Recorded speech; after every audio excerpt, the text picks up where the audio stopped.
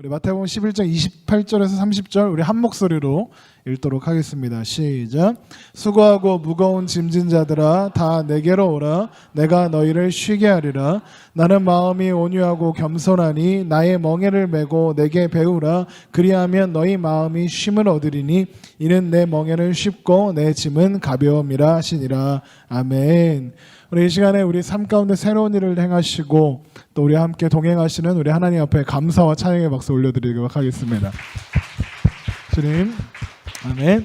여러분, 하나님 우리 삶 가운데에서 언제나 함께 하시고요. 우리 삶 가운데 새로운 일들을 날마다 행하시는 하나님이신 줄 믿습니다.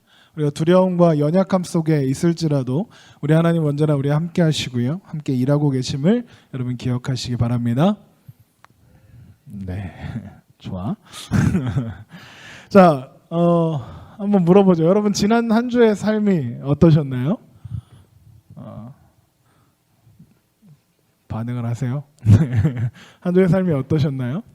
그냥 제가 떠들도록 하겠습니다. 니들은 말하고 싶은 생각이 없으니까요. 누군가는 배추 장사를 할 것도 아니면서 일종 보통 면허증을 땄을 겁니다. 누군가는 거래처를 이리저리 뛰어다니며 일을 했을 거고요. 또 누군가는 내가 지금 하고 있는 일이 내가 정말 하고 싶어서 하는 일인가, 내가 가는 길이 이 길이 맞는가 고민했을 것입니다. 또 누군가는 새로운 일자리를 알아보는 중이겠죠. 또 누군가는 어디로 놀러 갈까 고민하고 있을 겁니다. 또 누군가는 곧 다가올 입대일을 고민하고 있었을 겁니다. 또 누군가는 아무 생각 없이 그냥 이렇게 지냈을 것입니다. 또 누군가는 정신 못 차리고 군대 가야 되는데 여자친구를 다시 사귀고 뭐 했을 겁니다. 네. 뭐 여자친구를 사귀는 건 괜찮은데 군대 가야 되는데 그 여자는 무슨 죄냐고. 네. 그래요. 네. 아마 군대 가기 전에 차이겠죠. 네. 어쨌든 그렇습니다. 우리는 그렇게 살아온 하루하루, 우리가 혹은 살아가고 있는 하루하루를 일상이라고 부릅니다. 맞죠? 일상을 살아갑니다. 그리고 우리가 살아가는 그 일상은 대부분 반복됩니다. 맞죠? 아침에 거의 비슷한 시간에 일어납니다. 7시냐 6시냐 혹은 오후 1시냐 뭐 이런 차이가 있을 수는 있습니다. 그래서 우리는 그런 일상들이 이렇게 드라마에 나오는 것처럼 아침에 이러면서 이렇게 막 미안해 샤랄라 하면서 막 이렇게 하는 그런 일상들을 꿈꾸죠. 하지만 아침에 알람이 울리면 1분만 더 하는 게 우리의 일상입니다. 행복하고 기쁜 일들로만 그 일상들이 채워졌으면 좋겠는데 그렇지만은 않는 것 같습니다. 아침에 눈을 뜨면 빨리 오늘이 끝났으면 좋겠는 그런 하루들이 이어지곤 합니다. 아마 학교에 다니고 있는 대학생들도 뭐 그 나름대로 그럴 거고요. 또 회사에 다니는 사람들은 회사에 다니는 사람들로, 또 취준생들은 또 취준생 나름대로의 그런 어려움들, 또 이제 군대를 가야 해서 기다리고 있는 휴학생들도 또 나름의 고민들 속에서 그렇게 반복되는 일상을 살아갈 겁니다. 그러면서 사람들은 그 일상, 반복되는 일상 때문에 지쳐합니다. 그렇죠? 스펙타클하게 매일매일의 삶이 다르면 좀 덜할 텐데 우리의 일상이라는 것이 그러니까 일상이라고 부르나 봅니다. 일상이라는 것이 그렇게 스펙타클을 하진 않습니다. 그리고 또 스펙타클한 것이 일상이 되면 그것도 지겨워지게 될 것 같습니다. 그래서 그 일상 속에서 지쳐가는 그 힘듦 때문에 우리는 일상으로부터의 탈출을 꿈꿉니다. 그래서 일탈이라고도 부르고 또 쉼, 위로, 휴식, 뭐 힐링 뭐 이렇게 부릅니다. 그래서 우리가 주말이나 휴일이 되면 우리는 아무것도 하고 있지 않지만 더 적극적으로 아무것도 하고 싶지 않은 그런 하루를 보내기도 합니다. 또는 친구들을 만나서 수다를 떨고 또 어디론가 훌쩍 여행을 떠나기도 합니다.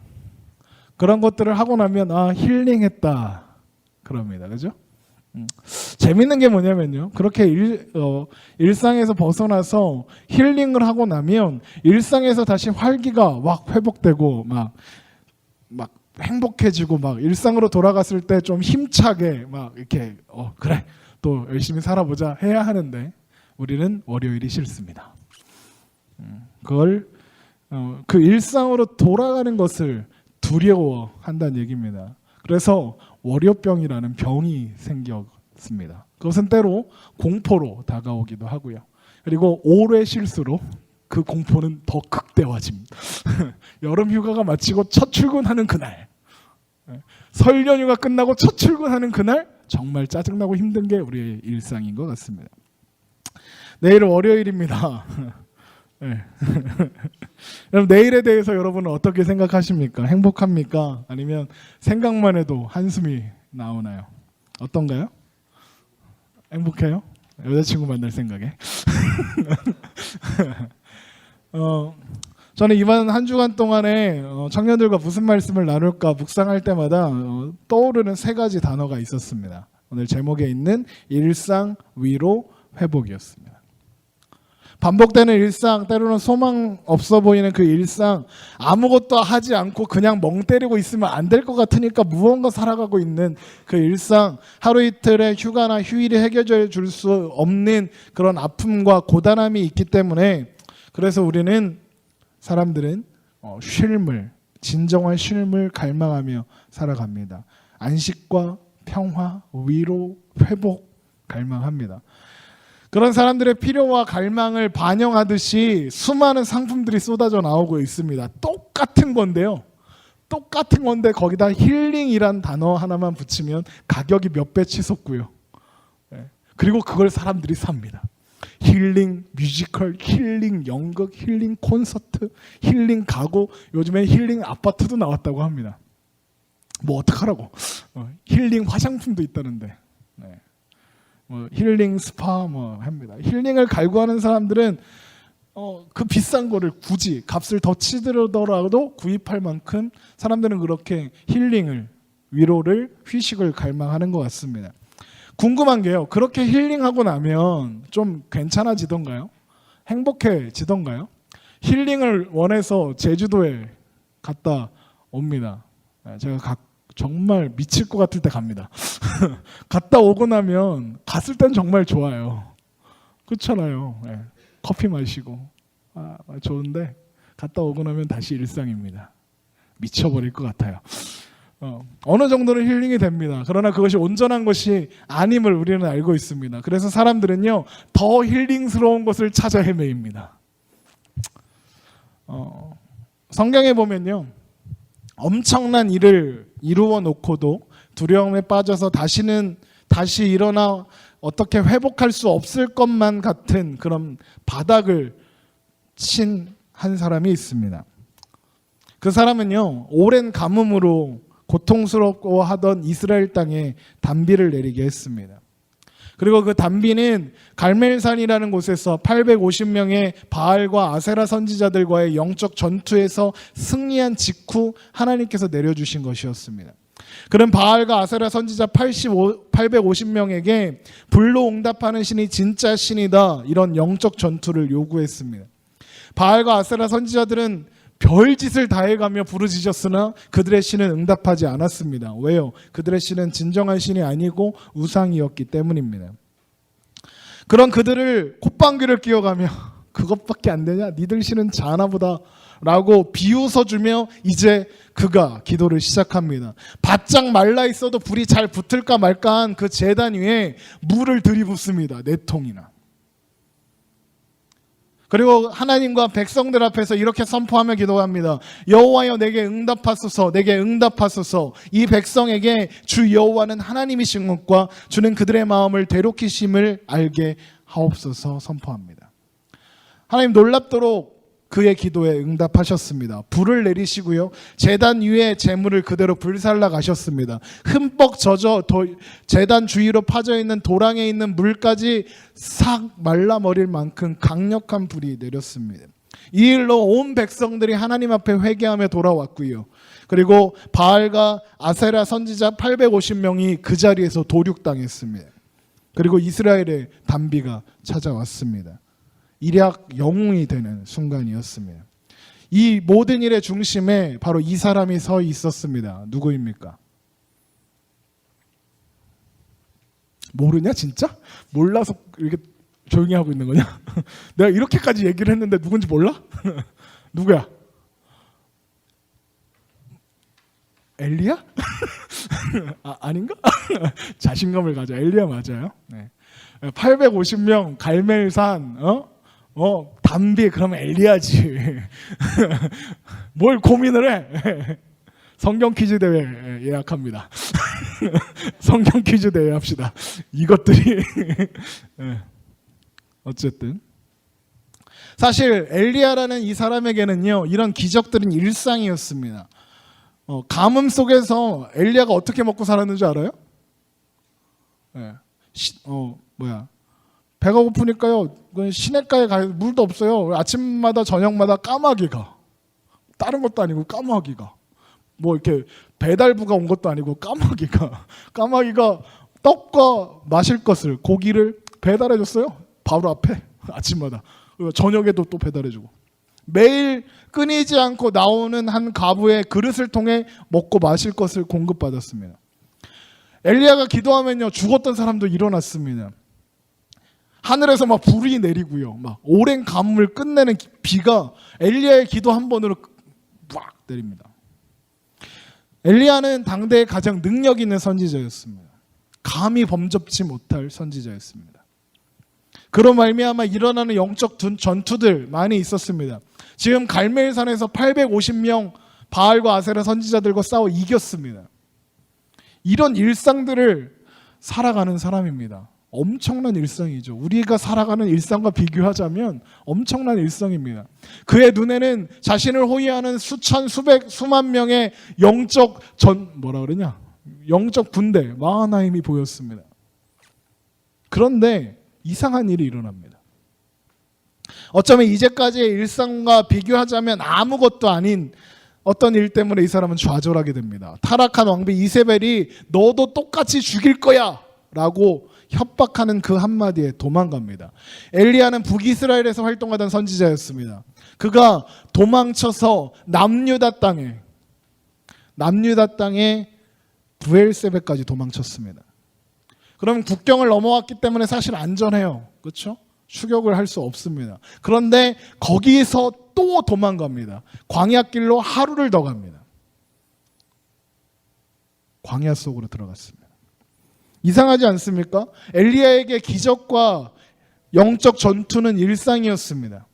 그리고 그 영적 전투와 그 기적 속에서 엘리야는 항상 주도적인 역할들을 했고 승리했습니다. 그런데 그랬던 그가 말 한마디에 상처를 받고 두려움과 공포 속에 완전히 빠져버린 겁니다. 아픔과 상처 속에서 도착한 광야에서 엘리야는 한 나무 아래에 쓰러집니다. 로뎀 나무였습니다. 거기에 쓰러져 죽기를 구합니다.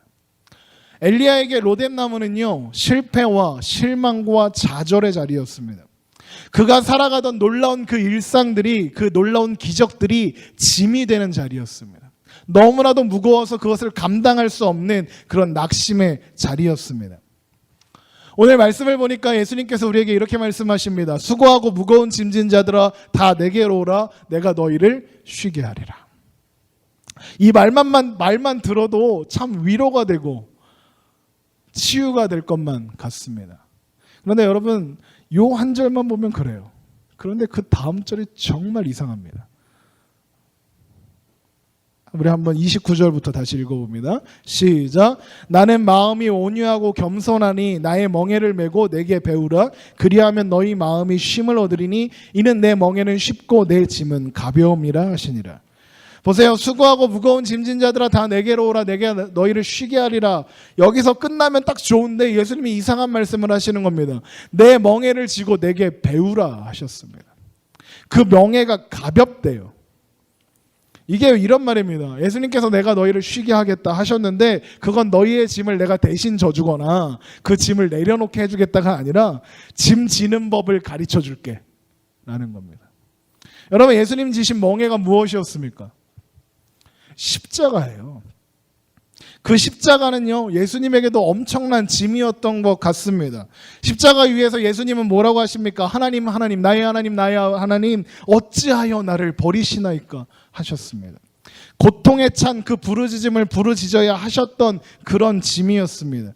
그 짐이 얼마나 무거웠으면 십자가를 지고 골고다를 올라가다가 지쳐 쓰러져서 구경하던 구경꾼 구레네 시몬이 대신 지고 올라가야 했던 그런 짐이었습니다.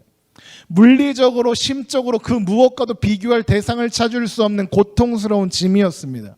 그런데 예수님이요, 그 멍에가 쉽고 가볍대요. 여러분, 십자가가 가벼운 거예요? 그거는 스티로폼으로 만들었나요? 예수님 지고 가신 그 십자가는? 절대 가벼울 리 없습니다. 그런데 왜 예수님은 가볍다 하실까요? 왜 그 무거운 십자가가 가벼울까요? 예수님이 하나님이셨기 때문에 가벼웠을까요? 예수님은 그 짐이 가벼운 이유를 이렇게 말씀하십니다. 나는 마음이 온유하고 겸손하기 때문에 라고 하셨습니다.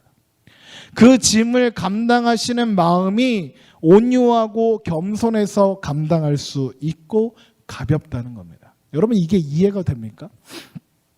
저는 이해가 안 됩니다. 가벼울 리 없는데 그게 가볍대요. 십자가가요, 가볍대요. 그러니까 와서 배우래요. 뭐가 가벼워요? 우리는 무거운 일을 감당하라고 할 때 저에게 왜 이런 십자가를 주시나요? 라고 말하지 않습니까? 십자가가 가벼우면 우리는 그런 말 안 하겠죠. 언젠가 저희 큰딸 다솜이가 어렸을 때, 아직 하윤이가 이 땅에 있기 이전에 아이와 함께 산에 오른 적이 있었습니다. 아이가 씩씩하게 걸어갔습니다. 넌 따라오지 말라고 했지만 따라왔기 때문에 걸어야 했습니다. 그러다가 정상 가까이 왔는데 다리가 아프다고 하는 겁니다. 다리가 아파서 못 걷겠대요. 주저앉아 버렸습니다. 조금만 가면 정상인데 주저앉아 버렸습니다. 쉬었다 가면 되겠다 싶어서 아이를 안고 바닥에 주저앉아 쉬었습니다. 한참을 쉬었는데 아이가 갈 생각을 안 합니다. 이제 가자 그랬더니 다리가 아파서 못 가겠답니다. 누가? 다솜이가. 그래. 선택을 해야 했습니다. 정상에 갔다 올 것인가 그냥 내려갈 것인가 선택해야 했습니다. 아이를 안고 그냥 내려가기로 했습니다. 어차피 자주 오던 산이라 굳이 거기가 그렇게 궁금하지 않았습니다. 그리고 올라가는 것보다는 내려가는 게 쉬우니까요. 아이를 안고 산을 내려가기 시작했습니다. 조금 걸었는데 한 500m 걸었는데 숨이 턱까지 차오르고 팔다리에 엄청난 통증이 느껴졌습니다. 엄청 무거워요. 내 몸 하나도 건사하기 힘들어 죽겠는데 안 되겠다 싶어서 아이를 좀 아프더라도 다리가 아프다고 하더라도 걷게 해야겠다는 생각에 쳐다봤습니다. 자고 있어. 나는 죽을 것 같은데 어떻게 해요? 내려놓고 왔을까요? 고이 잘 자. 마음은 원이었으나 그냥 안고 내려가는 거죠. 보통 때 1시간이면 내려오던 길이었는데 2시간 반, 3시간 가까이 걸려서 낑낑대면서 내려왔습니다. 이제 산을 다 내려왔더니 아이가 상쾌하게 깨더군요. 당한 느낌이었습니다. 그럼 무거우면 내려놓고 가면 되는데 왜 낑낑대면서 안고 가나요? 안았다가 업었다가 하면서 왜 굳이 그렇게 하나요? 무거우면 버리면 되잖아요. 왜 못 버렸을까요? 딸이니까요. 내가 사랑하는 딸이니까요. 엄청 무거워요. 안 무거웠을까요? 엄청 무거워요. 무겁지만 무겁지 않은 거예요. 여러분, 예수님께서 하신 이해할 수 없는 이 이야기 있잖아요. 내 멍에는 쉽고 가볍다는 이야기, 사랑이라는 말로밖에는 표현할 수 없는 이야기입니다. 왜? 예수님이 지신 멍에 십자가가 왜 가볍냐고요? 그 마음이 겸손하고 온유하기 때문인데요. 왜 겸손하고 온유하게 그 십자가를 멍에를 감당하실 수밖에 없었느냐면요, 그 십자가가 우리를 살리는 것임을 아셨기 때문입니다. 그 십자가가 우리를 향한 하나님의 사랑이었음을 아셨고 예수님께서 동일한 그 사랑으로 우리를 사랑하셨기 때문입니다. 그래서 예수님은 가볍다 하시는 겁니다. 가벼울 리 없는 그 십자가가 가벼워지는 겁니다. 그 사랑으로 이제 말씀하시는 거예요. 수고하고 무거운 짐진 자들아 다 내게로 오라. 내가 너희를 쉬게 하리라. 나는 마음이 온유하고 겸손하니 나의 멍에를 메고 내게 배우라. 그리하면 너희 마음이 쉼을 얻으리니 이는 내 멍에는 쉽고 내 짐은 가벼움이라 하시니라. 우리가 그 사랑 앞에서, 그 십자가의 사랑 앞에 서면 그 사랑 때문에 우리는 쉼을 얻게 되는 것입니다. 내 삶을 인도하고 계시는 그 손길이 내 삶을 주관하시는 하나님의 그 사랑이, 십자가의 그 사랑이 나를 이끌고 있음을 알게 되는 겁니다. 지쳐서 쓰러질 만큼, 그래서 손가락 하나 움직일 힘이 없는 그때조차, 그래서 힘이 없어서 실망하고 좌절한 그 실패한 모습으로 십자가 앞에 나아올 때 위로와 쉼을 얻을 수 있는 것입니다. 그 십자가에 걸려있는 사랑이 무엇인지 알게 되기 때문에 그렇습니다. 여러분, 십자가가 우리를 하나님 앞으로 인도합니다. 하나님과의 무너진 관계를 회복시키고요. 그로 말미암아 우리의 일상이 회복되어집니다. 가볍게 하시는 겁니다. 가벼울 리 없는 그것이 가벼우다 하신 예수님의 사랑 때문에 우리는 하나님을 만나고, 그리고 우리의 일상이 하나님이 공급해 주시는 것들로 채워지기에 우리의 일상이 가벼워지는 겁니다. 여러분, 엘리야가요 로뎀나무 아래에서 쓰러져서 죽기를 바랄 때에 하나님 그의 천사를, 그의 사자를 엘리야에게 보내셨습니다. 보내셔서 야 이 쉐이야 왜 거기서 자고 있어 라고 하지 않으셨습니다. 그냥 먹을 것을 주었습니다. 엘리야가 일어나 보니 먹을 것이 있고 천사가 있습니다. 그냥 먹습니다. 천사도 귀찮은 겁니다. 그리고 또 잡니다. 자고 일어났더니 먹을 것이 또 있고 천사가 또 있습니다. 그냥 먹습니다.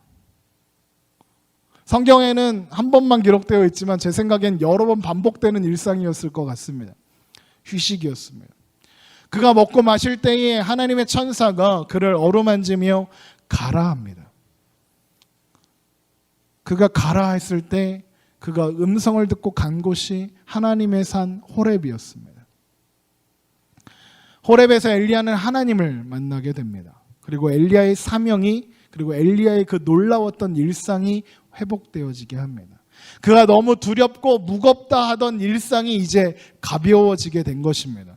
실망과 실패의 자리였던 로뎀나무 아래가 새 힘을 얻게 되는, 그래서 하나님을 만날 수 있는 그런 자리가 되었던 것입니다.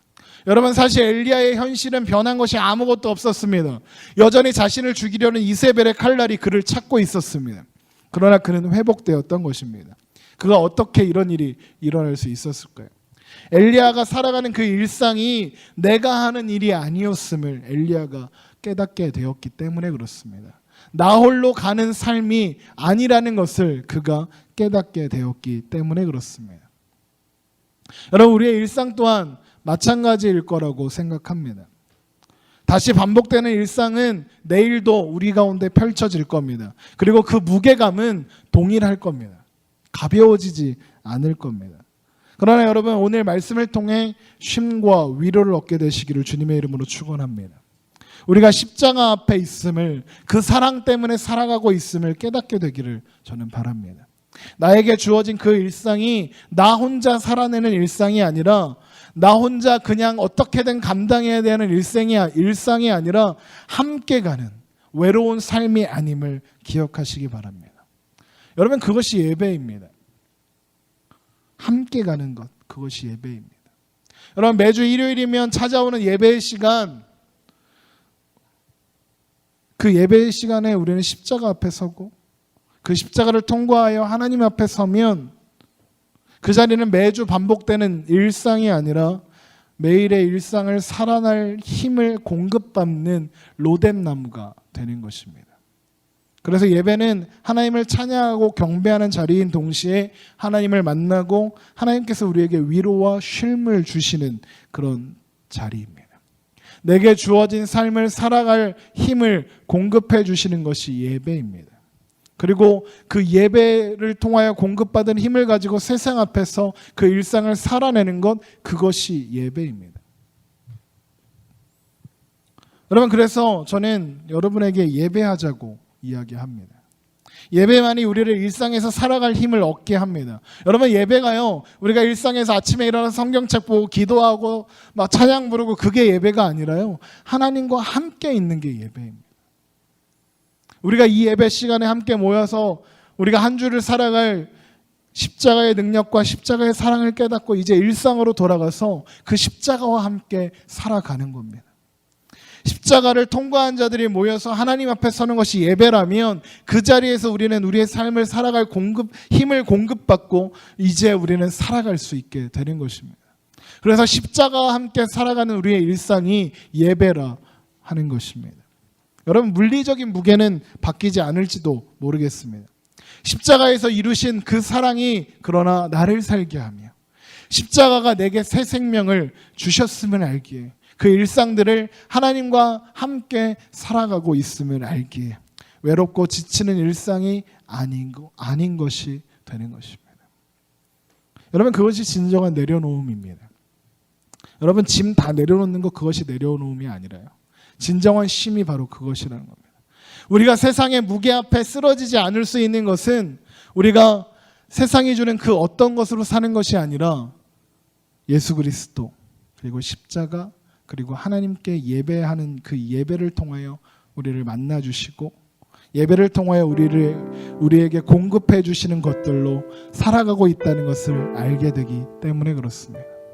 여러분, 이런 말이 있습니다. 세상의 무게 앞에 당당한 사람들, 그 사람들은 바로 하나님 앞에, 십자가 앞에 쉼을 얻고 위로를 얻으며 일상으로 돌아가 하나님과 함께하는 예배자들입니다.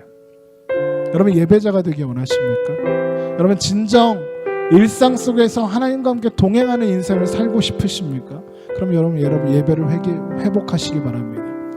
일상, 위로, 회복, 그리고 가벼워지는 것입니다. 우리 이 시간 함께 찬양하며 하나님 앞에 나아가기 원하는데